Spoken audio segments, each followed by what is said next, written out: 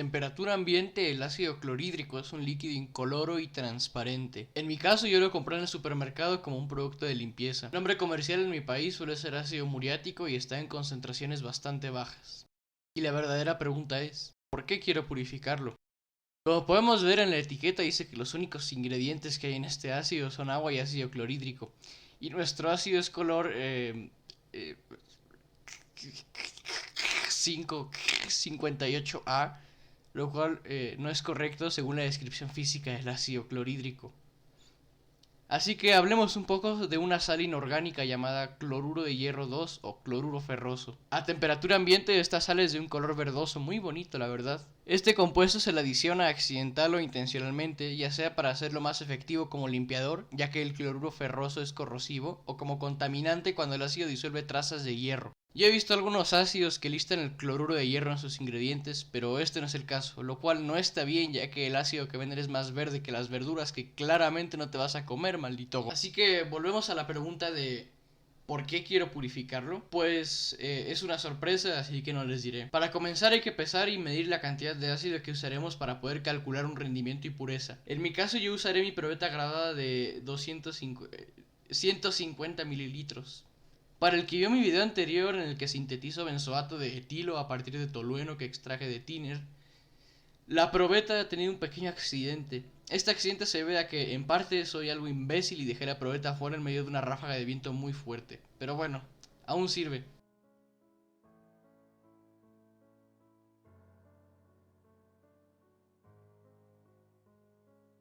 Yo pesé aproximadamente 400 mililitros de ácido clorhídrico impuro que tuvo una masa total de 427 gramos. Estos datos hay que anotarlos en algún lado, pero yo no lo hice ya que... Oye, qué curioso, no sé por qué no lo anoté. Tapo el matraz y lo pongo a un lado mientras monto todo el aparato de destilación. Añado una barra magnética y comienzo a montar el aparato. Aquí es importante mencionar que para estas destilaciones en las que vamos a usar sustancias muy corrosivas como el ácido clorhídrico, hay que engrasarlas juntas con ácido sulfúrico concentrado. Este ácido, además de ser muy corrosivo y bastante peligroso, tiene una consistencia viscosa que nos ayudará a engrasar las juntas de vidrio esmerilado. La razón de usar ácido sulfúrico es que no reaccionará con el ácido clorhídrico y hará un excelente trabajo manteniendo los vapores dentro del aparato. Sin embargo, hay un pequeño problema con este ácido y es que nos puede contaminar las muestras. Yo usé ácido sulfúrico porque era lo único que tenía a mano, pero recomendaría usar cinta de teflón. A pesar de que este es un tutorial de destilaciones, es bastante recomendable usar unas cositas llamadas pinzas Keck que lucen algo así. El color de estas pinzas varía dependiendo del diámetro de las conexiones. El verde es para las juntas de 24 milímetros como las que yo uso.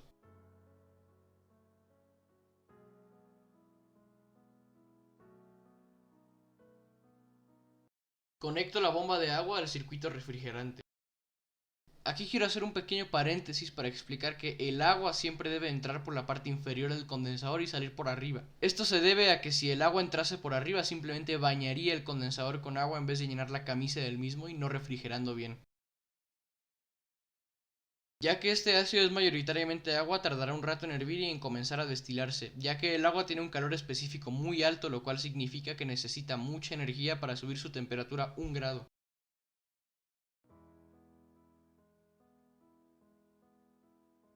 Prendo la placa calefactora al máximo y pongo el agitador a una velocidad media.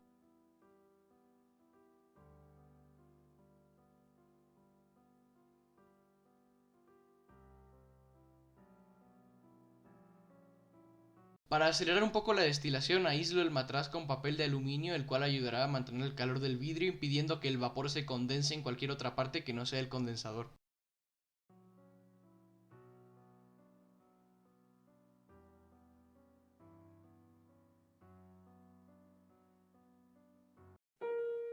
Unos 20 minutos después el ácido comienza a hervir. En esta destilación la temperatura no nos importa demasiado ya que no estamos buscando concentrarlo sino retirarle el cloruro ferroso, así que no vamos a controlar la temperatura. Aprovecho para explicar una cosa y es que la mezcla de ácido clorhídrico y agua no hierve a 100 grados.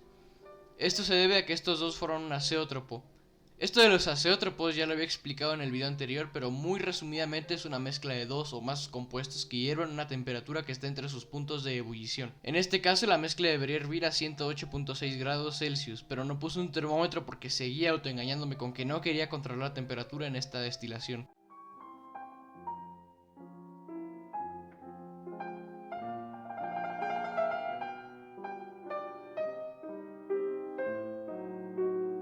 De cualquier forma, haremos otra destilación en la que buscaremos concentrarlo. Podemos ver cómo según va bajando el volumen del ácido en el matraz de ebullición, el ácido va tomando un color más amarillento.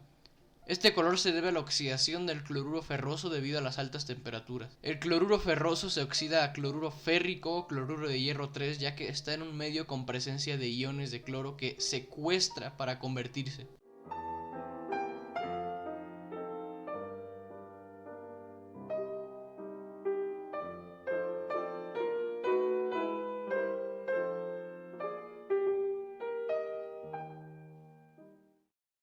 Unas 4 horas después se ha destilado casi todo, pero podemos ver el escape de un gas blanquecino por el aparato. Le quita el aluminio al matraz y apago el calor para dejar que todo se enfríe. Es muy importante dejar que se enfríe el aparato, ya que de lo contrario saldrá un montón de cloruro de hidrógeno por el aparato asfixiándonos o dañándonos las vías respiratorias.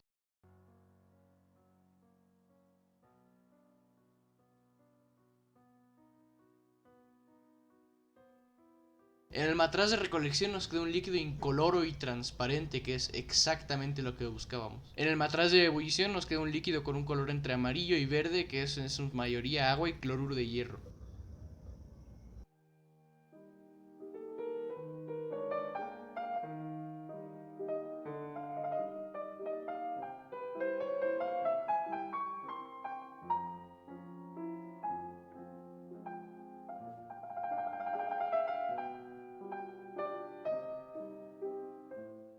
Una vez desmontado el aparato, vamos a ver si nuestro destilado reacciona con el papel de aluminio. Esto es para saber si no hemos perdido concentración o si tan siquiera tenemos ácido. Como podemos ver, la reacción es lenta, pero al menos hay reacción y se libera bastante vapor de agua, ácido clorhídrico e hidrógeno, lo cual es una señal de que está algo concentrado, ya que esta reacción es exotérmica. La velocidad de la reacción es normal e incluso puede que reaccione más lento que con el ácido original, ya que en el ácido original había cloruro ferroso que acelera muchísimo la reacción ya que ataca al aluminio. De todas maneras vamos a concentrar este ácido en una segunda destilación, así que todo bien por ahora.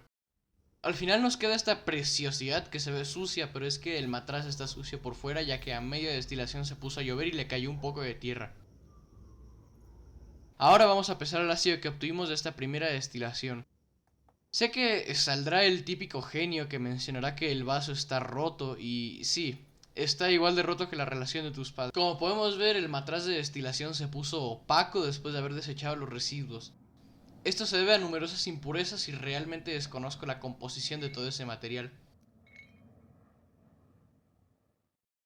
Aunque parezca que hemos terminado, de hecho aún no. Aún tenemos que destilar el ácido, pero esta vez controlando la temperatura para concentrarlo hasta el máximo que podemos por destilación.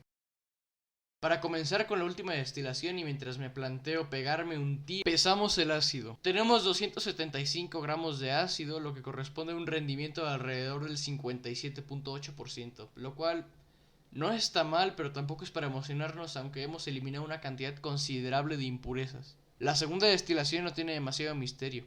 Es exactamente lo mismo, solo que controlando la temperatura.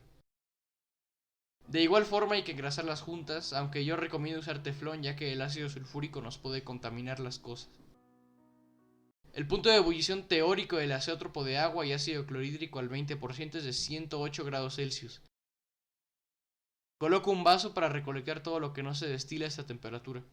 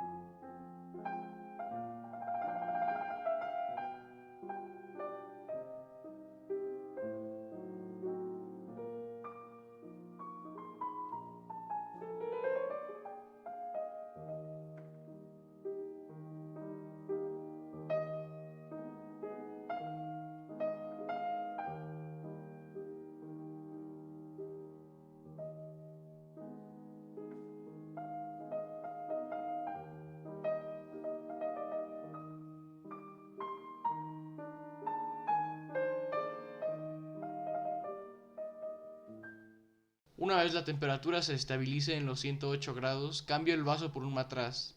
Aquí vamos a recolectar todo lo que se destile a esta temperatura.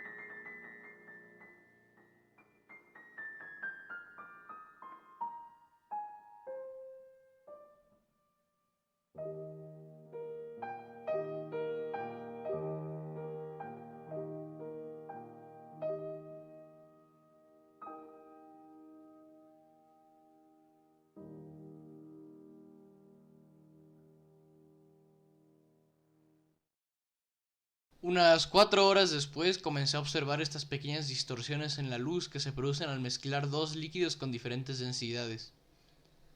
Esto indica que lo que estamos destilando podría estar más concentrado o más diluido, así que apagamos todo y dejamos enfriar. Al final nos queda esta hermosura y volví a medirle la concentración y extrañamente salió más de 2 veces menos que la vez pasada. Esto se puede deber a muchas cosas, pero lo que más se me ocurre es que la muestra anterior estuviera contaminada con el ácido sulfúrico que usé para engrasar las juntas. Esto le daría una acidez muy superior a la real, falseando la lectura. Sé que este video es una especie de tutorial, pero si alguien planea seguir los pasos, asegúrense de corregir lo que yo mismo indiqué que era incorrecto. Aún así dudo mucho que hayamos perdido concentración, ya que el ácido que obtuvimos en la primera destilación tardó aproximadamente 8 minutos en comenzar a reaccionar con un poco de papel de aluminio, mientras que el ácido que obtuvimos tras la segunda destilación tardó alrededor de 4 minutos. De igual forma quiero remarcar que una titulación ácido-base no se hace como yo la hice. Yo solo lo hice para tener un aproximado de la concentración, pero usar una pipeta y no tener en cuenta las cantidades de manera muy exacta no es lo correcto. De hecho, se debe usar una bureta y otro tipo de indicador. De igual forma, se debe usar equipo de medición más exacto como un matraz volumétrico o una probeta graduada, pero yo no tenía. No fue buena idea hubiera usado el vaso que ya tenía porcentaje de fallo del 5%, lo cual es bastante en este tipo de análisis. Yo lo tuve que usar ya que no tenía otra cosa a mano, pero si alguien intenta recrear este método tengan en cuenta todo esto de igual forma. Otra cosa que nos ayudaría a deducir que el ácido de hecho no perdió concentración es la temperatura a la que hervía, ya que recolecté varias fracciones pero las principales hirvieron alrededor de los 108 y 110 grados Celsius, lo que correspondería con una concentración superior al 20%. Un par de cosas más sobre seguridad. Destilar ácidos concentrados es algo un tanto peligroso, ya que el ácido clorhídrico es bastante corrosivo y al ser un gas disuelto en agua, a altas temperaturas este gas se libera del agua corroyendo todo lo que está a su alrededor. Así es que para realizar este tipo de destilaciones hace falta tener bastante experiencia para no cagarla y matarnos. Dicho esto, nos vemos en el siguiente video.